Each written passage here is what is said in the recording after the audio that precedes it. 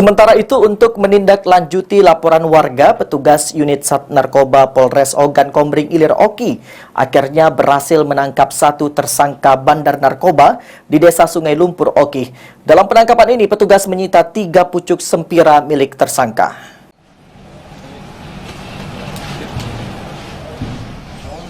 Pria dengan inisial JN alias Junaidi Hatta, warga Desa Sungai Lumpur, Kecamatan Cengal Oki, ditangkap oleh petugas unit Sat Narkoba Polres Oki. Penangkapan ini dilakukan polisi atas adanya pengaduan masyarakat yang resah dengan kelakuan JN selama ini dengan barang haram narkoba yang membawa senjata rakitan. Untuk menangkap tersangka, Polres Oki harus melalui jalan memutar dari Provinsi Lampung dengan jarak tempuh 16 jam, di mana jalan darat maupun perairan menggunakan speedboat.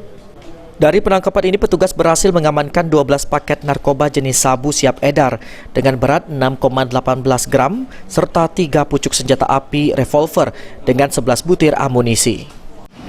Kami mendapat informasi bahwa di Desa Sungai Lumpur ada seseorang yang berinisial bernama JH bandar narkoba.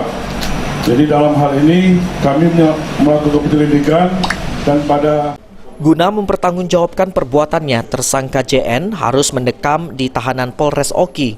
Dijerat dengan pasal 114 ayat 2 dan 112 ayat 2 Undang-Undang Narkotika Nomor 35 Tahun 2009 dengan ancaman hukuman penjara seumur hidup atau hukuman mati.